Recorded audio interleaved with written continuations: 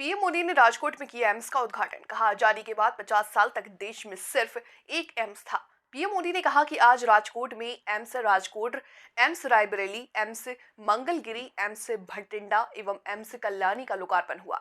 विकसित होता भारत ऐसे में तेज गति से काम कर रहा है। पीएम मोदी ने राजकोट में कई परियोजनाओं की आधारशिला रखी।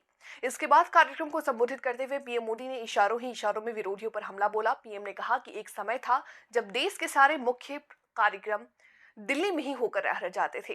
भारत सरकार को दिल्ली से बाहर निकाल करके देश के कोने कोने में पहुंचा दिया।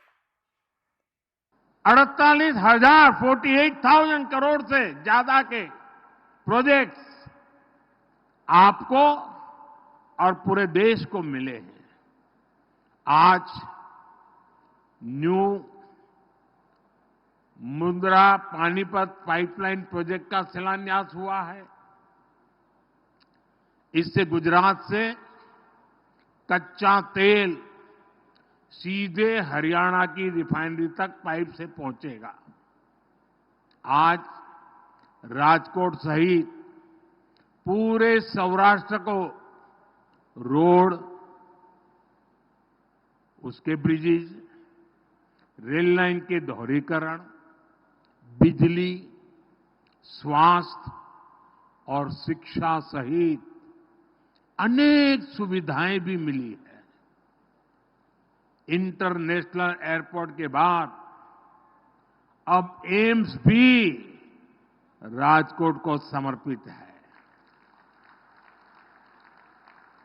और इसके लिए राजकोट को, पूरे सौराष्ट्र को, पूरे गुजरात को बहुत बहुत बधाई। और देश में जिन जिन स्थानों पर आज ये एम्स समर्पित हो रहा है, वहां के भी सब नागरिक भाई बहनों को मेरी तरफ से बहुत बहुत बधाई। साथियों, आज का दिन सिर्फ राजकोट और गुजरात के लिए ही नहीं, बल्कि पूरे देश के लिए भी ऐतिहासिक है। दुनिया की 5वीं बड़ी अर्थव्यवस्था का हेल्थ सेक्टर कैसा होना चाहिए, विकसित भारत में स्वास्थ्य सुविधाओं का स्तर कैसा होगा, इसकी एक झलक आज हम राजकोट में देख रहे हैं। आजादी के 50 सालों तक देश में सिर्फ एक एम्स था और वो भी दिल्ली में। आजादी के 7 दशकों में सिर्फ 7 एम्स को मंजूरी दी गई, लेकिन वो भी कभी पूरे नहीं बन पाए। और आज देखिए, बीते सिर्फ 10 दिन में, 10 दिन के भीतर भीतर 7 नए एम्स का शिलान्यास और लोकार्पण हुआ है।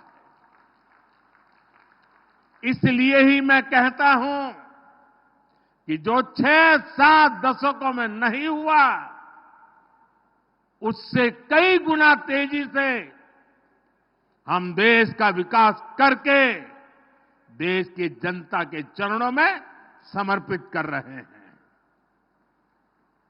आज 23 राज्यों और केंद्र शासित प्रदेशों में 200 से अधिक हेल्थ केयर इंफ्रास्ट्रक्चर प्रोजेक्ट का भी शिलान्यास और लोकार्पण हुआ है। इनमें मेडिकल कॉलेज हैं, बड़े अस्पतालों के सैटेलाइट सेंटर हैं, गंभीर बीमारियों के लिए इलाज से जुड़े बड़े अस्पताल हैं। साथियों, आज देश कह रहा है मोदी की गारंटी, यानी गारंटी पूरा होने की गारंटी।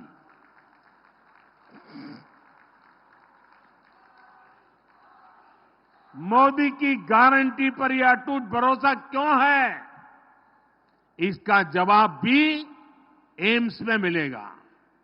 मैंने राजकोट को गुजरात के पहले एम्स की गारंटी दी थी। 3 साल पहले शिलान्यास किया और आज लोकार्पण किया, आपके सेवक ने गारंटी पूरी की। मैंने पंजाब को अपने एम्स की गारंटी दी थी।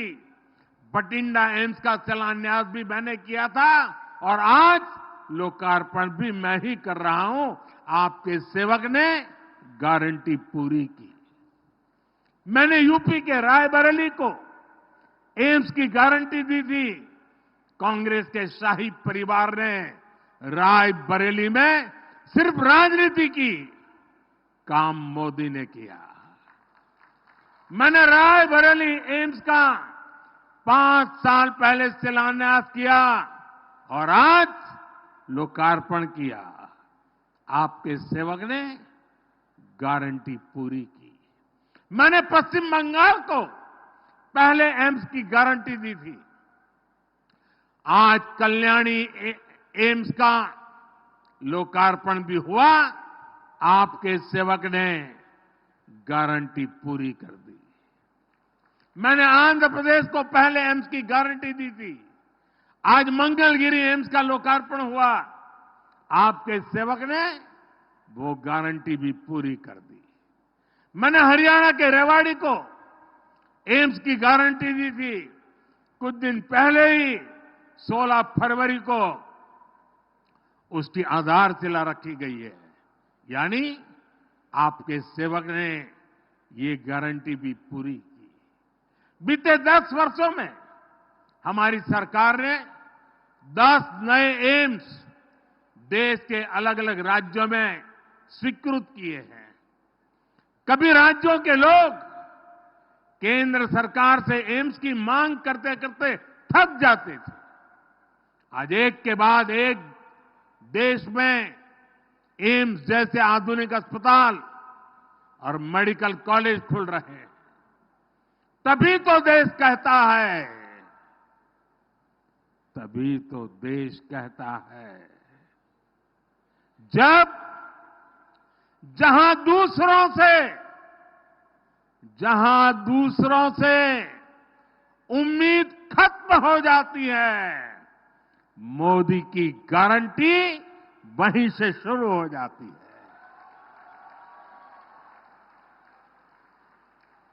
साथियों, भारत ने कोरोना को कैसे हराया, इसकी चर्चा आज पूरी दुनिया में होती है।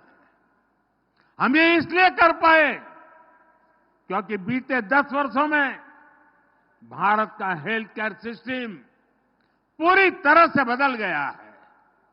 बीते दशक में एम्स, मेडिकल कॉलेज और क्रिटिकल केयर इंफ्रास्ट्रक्चर के नेटवर्क का अभूतपूर्व विस्तार हुआ है। हमने छोटी छोटी बीमारियों के लिए गांव-गांव में 1.5 लाख से ज्यादा आयुष्मान आरोग्य मंदिर बनाए हैं। 1.5 लाख से ज्यादा। 10 साल पहले देश में करीब करीब 380-390 मेडिकल कॉलेज थे। आज 706 मेडिकल कॉलेज है। 10 साल पहले एमबीबीएस की सीटें लगभग 50,000 थी। आज 1 लाख से अधिक है। 10 साल पहले मेडिकल की पोस्ट ग्रेजुएट सीटें करीब 30,000 थी। आज 70,000 से अधिक है।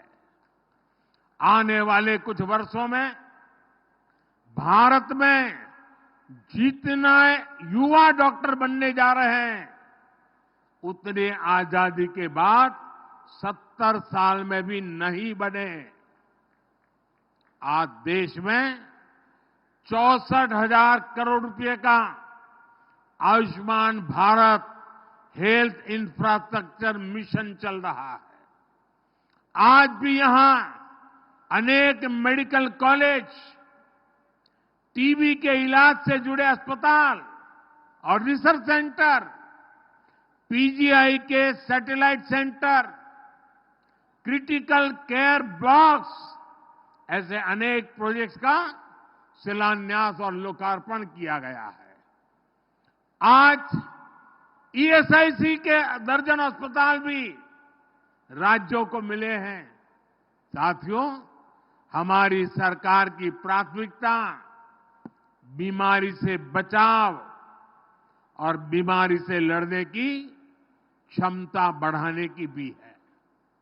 हमने पोषण पर बल दिया है, योग, आयुष और स्वच्छता पर बल दिया है ताकि बीमारी से बचाव हो। हमने पारंपरिक भारतीय चिकित्सा पद्धति और आधुनिक चिकित्सा दोनों को बढ़ावा दिया है।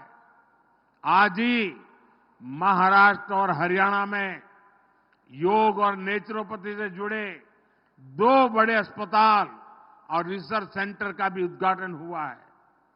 यहां गुजरात में ही पारंपरिक चिकित्सा पद्धति से जुड़ा WHO का वैश्विक सेंटर भी बन रहा है। साथियों, हमारी सरकार का ये निरंतर प्रयास है कि गरीब हो या मध्यम वर्ग, उसको बेहतर इलाज भी मिले और उसकी बचत भी हो। आयुष्मान भारत योजना की वजह से गरीबों के 1 लाख करोड़ रुपए खर्च होने से बचे हैं। जन औषधि केंद्रों में 80% डिस्काउंट पर दवा मिलने से गरीबों और मध्यम वर्ग के 30,000 करोड़ रुपए खर्च होने से बचे हैं। यानी सरकार ने जीवन तो बचाया, इतना बोझ भी गरीब और मिडिल क्लास पर पड़ने से बचाया है। उज्ज्वला योजना से भी गरीब परिवारों को 70,000 करोड़ रुपए से अधिक की बचत हो चुकी है। हमारी सरकार ने जो डेटा सस्ता किया है, उसकी वजह से हर मोबाइल इस्तेमाल करने वाले के करीब करीब 4,000 रुपये हर महीने बच रहे हैं। टैक्स से जुड़े जो रिफॉर्म्स हुए हैं, उसके कारण भी टैक्स पेयर को लगभग 2.5 लाख करोड़ रुपए की बचत हुई है। साथियों, अब हमारी सरकार एक और ऐसी योजना लेकर आई है जिससे आने वाले वर्षों में अनेक परिवारों की बचत और बढ़ेगी। हम बिजली का बिल 0 करने में जुटे हैं और बिजली से परिवारों को कमाई का भी इंतजाम कर रहे हैं। पीएम सूर्य घर मुफ्त बिजली योजना के माध्यम से हम देश के लोगों की बचत भी कराएंगे और कमाई भी कराएंगे। इस योजना से जुड़ने वाले लोगों को 300 यूनिट तक मुफ्त बिजली मिलेगी और बाकी बिजली सरकार खरीदेगी, आपको पैसे देगी। साथियों, एक तरफ हम हर परिवार को सौर ऊर्जा का उत्पादक बना रहे हैं, तो वहीं सूर्य और पवन ऊर्जा के बड़े प्लांट भी लगा रहे हैं। आज ही कच्छ में 2 बड़े सोलर प्रोजेक्ट और विंड एनर्जी प्रोजेक्ट का शिलान्यास हुआ है। इससे रिन्यूएबल एनर्जी के उत्पादन में गुजरात की क्षमता का और विस्तार होगा। साथियों, हमारा राजकोट उद्यमियों का, श्रमिकों, कारीगरों का शहर है। ये वो साथी हैं जो आत्मनिर्भर भारत के निर्माण में बहुत बड़ी भूमिका निभा रहे हैं। इनमें से अनेक साथी हैं जिन्हें पहली बार मोदी ने पूछा है, मोदी ने पूजा है।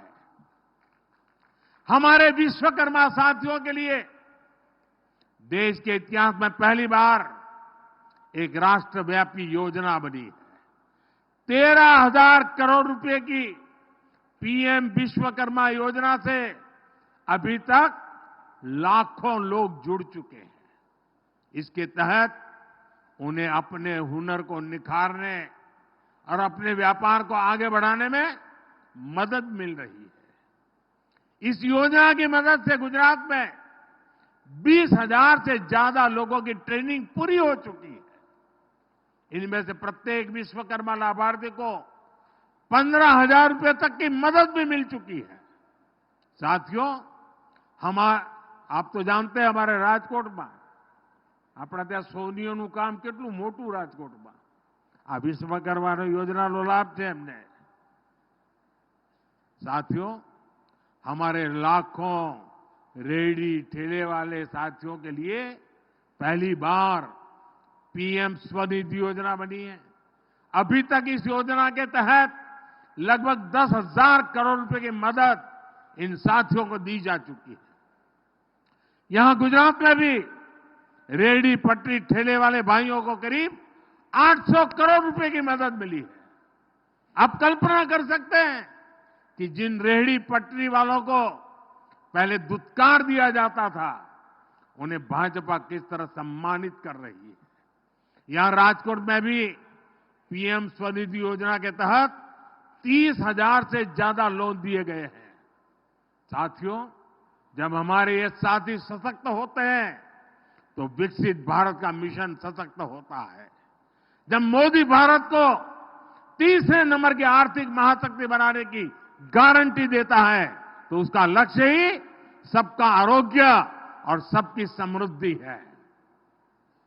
आज ये जो प्रोजेक्ट देश को मिले हैं, ये हमारे संकल्प को पूरा करेंगे। इसी कामना के साथ आपने जो भव्य स्वागत किया एयरपोर्ट से यहां तक आने पूरे रास्ते पर, और यहां भी बीच में आकर के आपके दर्शन करने का अवसर मिला। पुराने कई साथियों के चेहरे आज बहुत सालों के बाद देखे, सबको नमस्ते किया, प्रणाम किया।